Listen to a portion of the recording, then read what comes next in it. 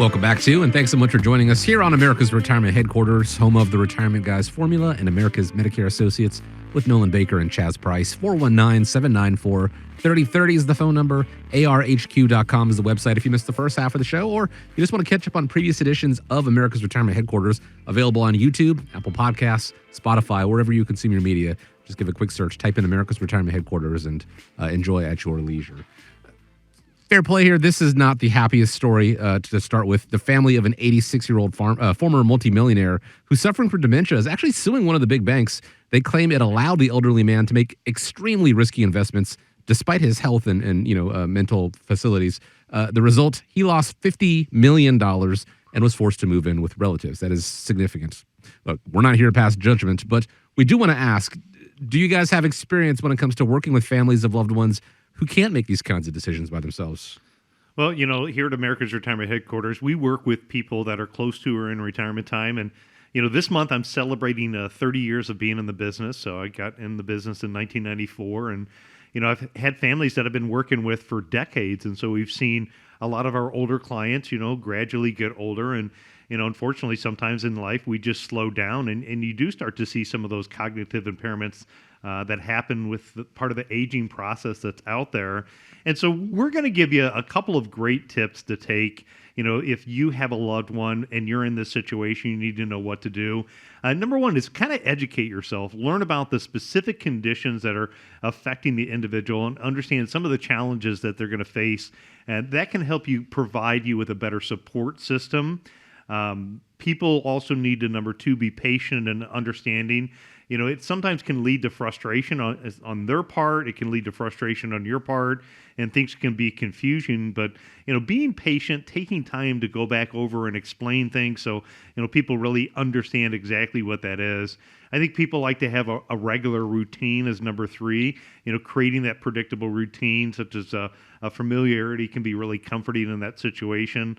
Number four is simplify communication, using clear and simple and familiar terminology and breaking things down and easy to understand, manageable, tidbits of information. I can think of, a client who had some cognitive decline, and we really tried to just kind of simplify his investment strategy to make the process a little bit easier, so we weren't, moving money around into different investments as often as some of our more active investment management strategies. Encouraging and helping them encourage their independence. I think everybody wants to be able to maintain independence. A lot of the times we talk, with the adult children about, how do you take steps now to put yourself in a position to be able to maintain control and independence later on in life, as you maybe have slowing down either physically or cognitively. And that's the issue of, maximizing and leveraging your assets to protect them, from some type of long-term care. Looking to create that safe environment, removing any kind of potential hazards in their living space.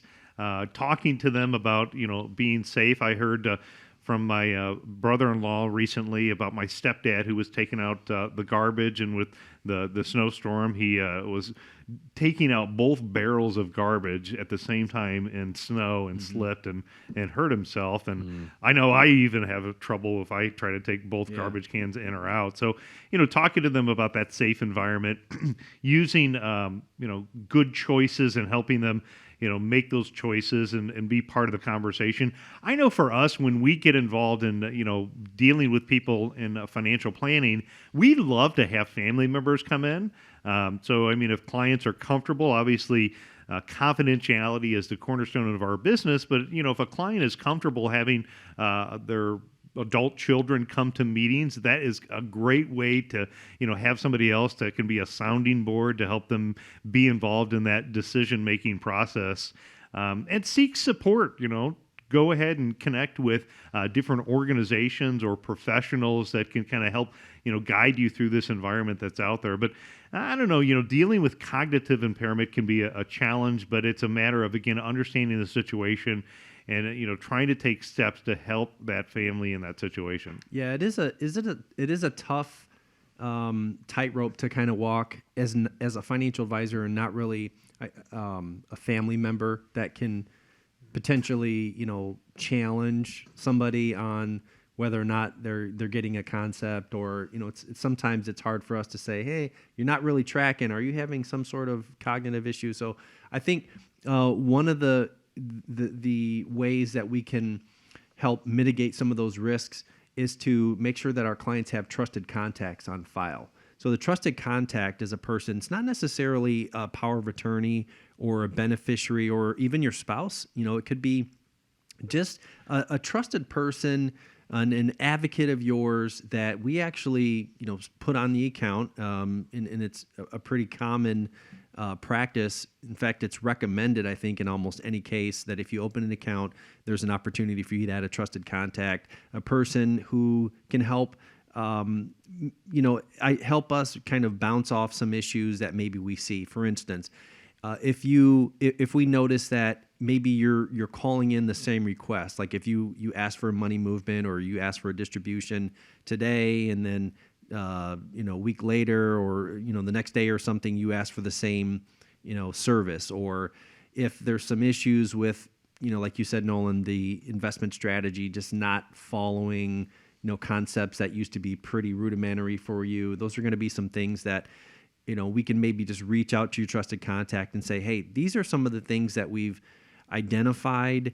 Are you seeing some of the same things? And then really, because what we're not trying to invade your privacy or to take over your accounts or anything like that. It's just more so of making sure that you're not vulnerable and you're not susceptible to any cyber crime. I mean, we've all been victim of it at some point where somebody has taken money. It's the issue is that the elderly are just so much more vulnerable, so much more at risk that it's easier for us to avoid some of those issues if we can identify it early on. And having a trusted contact on your accounts is a good, simple way that's innovative. Then it's just just an additional tool that we have in our tool belt to make sure that those sort of things don't happen, and we can catch things early on. Having someone on your side that you can trust, both having that trusted contact, but also people in your corner to make sure that, what they're recommending is going to be in your best interest, looking out for you. This is a great time, I think, to mention that the team at America's Retirement Headquarters, they are fiduciaries, which means they do just that, acting in the client's best interest. They're not going to recommend something that they don't think is going to work in your best interest. I think, legally actually obligated to do so. So one more thing to bear in mind, because the loss of cognitive ability, having to deal with someone with that, it is hard enough on your own. But if you wonder that there's someone out there trying to take advantage of that situation, please lay that fear to bed. Give a call, schedule a time to speak with the team at America's Retirement Headquarters if you need help with that planning process or any part of your retirement planning. 419-794-3030, and the website is arhq.com.